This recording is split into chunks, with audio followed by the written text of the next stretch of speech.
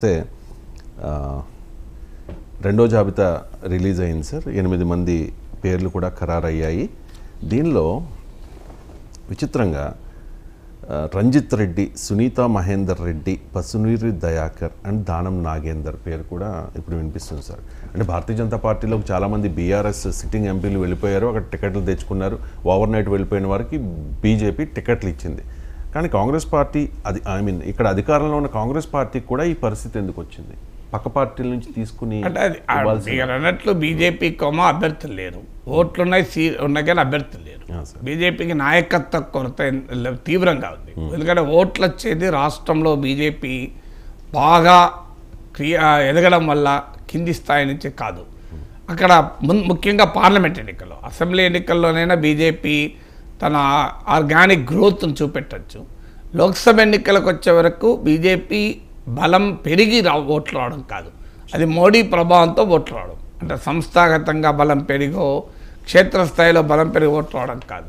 So Modi ప్రభావంతో మీకు భారతీయ జనతా పార్టీకి హిందుత్వ ప్రభావం కావచ్చు, మోడీ ప్రభావం కావచ్చు, జాతీయ రాజకీయాల ప్రభావంతో పార్లమెంట్ ఎన్నికల్లో ఎక్కువ ఓట్లు వస్తాయి. అందువల్ల అభ్యర్థులు ఛాలెంజింగ్గా ఉన్నమాట నిజం. అందుకే వేరే పార్టీల నుంచి బలమైన అభ్యర్థుల కొరకు ఎదురు చూస్తూ ఉన్నారు. ఈ ప్రాసెస్లో సొంత అభ్యర్థులను సొంత శిబిరంలో పెరిగి వచ్చిన వారిని వదిలేస్తున్నారు. వారిలో తీవ్రమైన అసంతృప్తి కూడా ఉంది. ఇవన్నీ కూడా మనం చూస్తున్నాం. సో కానీ ఇక్కడ కాంగ్రెస్ పార్టీ కూడా ఇప్పుడు మీరు చెప్పిన పేర్లు సునీత మహేందర్ రెడ్డి వాస్తవంగా చేవెళ్లలో పోటీ చేయడం కొరకే మా కుటుంబాన్ని కాంగ్రెస్ పార్టీ బీఆర్ఎస్ నుంచి ఆకర్షించింది. కానీ చేవెళ్ళకి వచ్చే వరకు మరో అభ్యర్థి రంజిత్ రెడ్డి ఆర్థికంగా చాలా బలమైన వ్యక్తి. సో అందువల్ల వనరులు ఉన్న వ్యక్తి. ఇప్పుడు కాంగ్రెస్ పార్టీ దేశంలో అధికారంలో లేదు. కాంగ్రెస్ పార్టీకి దేశమంతా పోటీ చేయడానికి వనరులు లేవు. రాష్ట్రాల్లో కూడా మీకు తెలంగాణ, కర్ణాటక, హిమాచల్ ప్రదేశ్లో మాత్రమే సొంతగా అధికారంలో ఉంది. హిమాచల్ ప్రదేశ్ చాలా చిన్న రాష్ట్రం. సో ఆడ వనరులు ఎక్కడ యాపిల్స్ దొరకడం కష్టం వస్తుంది రోజుకు.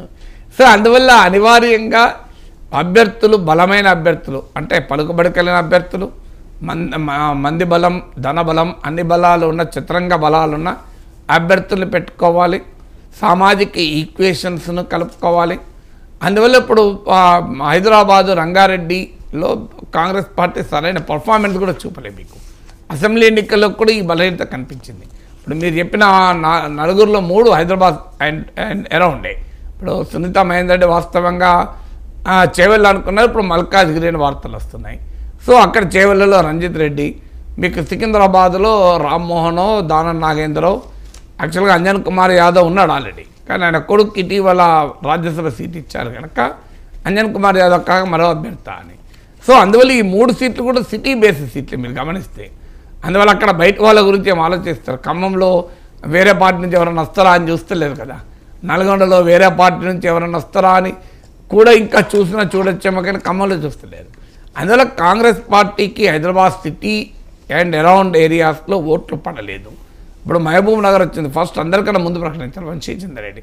ఎందుకంటే కాంగ్రెస్కు సొంతగానే బలం ఉంది, వేరే పార్టీ నుంచి వచ్చే అవకాశం లేదు. ఇప్పుడు నాగర్ కర్నూలులో కూడా సొంత పార్టీలోనే మల్లు రవి, మీకు సంపత్తులు పోటీ పడ్డారు. ఆల్రెడీ మల్లు రవికి వస్తున్నట్లుగా వార్తలు వస్తున్నాయి.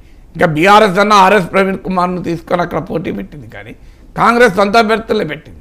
అందువల్ల ఎక్కడెక్కడైతే గ్యాప్స్ ఉంటాయో, ఒక పార్టీ రాష్ట్రంలో అధికారంలోకి వచ్చినంత మాత్రాన అంతటా ఫిలప్ కాదు, కొంత గ్యాప్స్ ఉంటాయి.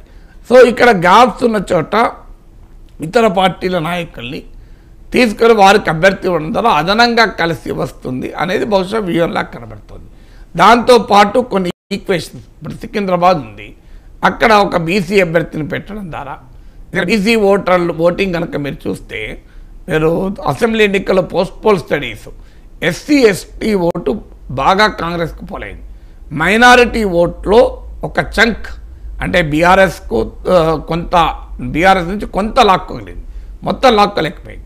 సో అందువల్ల ఇప్పుడు కాంగ్రెస్ పార్టీ రాష్ట్రంలో మరింత బలపడాలి అంటే ముస్లిం ఓటు పూర్తిగా కాంగ్రెస్ వెనకాల కన్సల్టేట్ కావాలి. బహుశా ఇది జరుగుతుంది, ఎందుకంటే ఇది కాంగ్రెస్ పార్టీ ఏ ప్రయత్నం చేయకపోయినా జరుగుతుంది. ఎందుకంటే బీఆర్ఎస్ దెబ్బతిన్నది, జాతీయ రాజకీయాల్లో బీజేపీకి, రాష్ట్రంలో బీజేపీకి బలమైన పోటీ కాంగ్రెసే కనుక మైనారిటీ ఓటు అనివార్యంగా కాంగ్రెస్కి వచ్చేస్తుంది. అందులో ముస్లిం మైనార్టీ ఓటు ఇంకెక్కువగా కాంగ్రెస్ రెడీ అవుతుంది.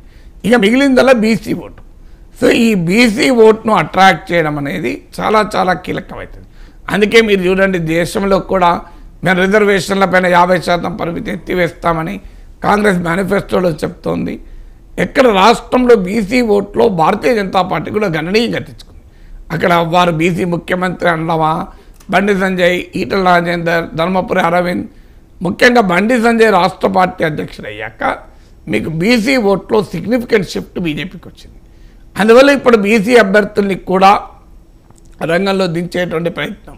అందుకే మీకు పార్టీ అంజన్ కుమార్ యాదవ్ కుటుంబంలో రాష్ట్రం ఇచ్చారు కనుక ఇప్పుడు వేరే పార్టీ నుంచి వచ్చే ఒక బలమైన అభ్యర్థి ఏమైనా ఉంటారా ఆలోచించడం మొదలుపెట్టారు. అందువల్ల కాంగ్రెస్ పార్టీ రాష్ట్రంలో అధికారంలో ఉంది కనుక సొంత పార్టీ అభ్యర్థులు ఉండాలి, కానీ అదనంగా కలిసి వచ్చే అంశాలు మీకు ఆర్థిక వనరులే కావచ్చు, ఆ పార్టీకి ఉన్నటువంటి ఆ ప్రాంతంలో ఉన్న పరిమితులే కావచ్చు, సామాజిక సమీకరణలే కావచ్చు, ఇలాంటి వివిధ కారణాల రీత్యా బహుశా బయటి వారికి కూడా కాంగ్రెస్ పార్టీ ఆలోచిస్తున్నట్టు కనబడుతుంది. Right sir, thank you so much sir. చాలా అంశాలకు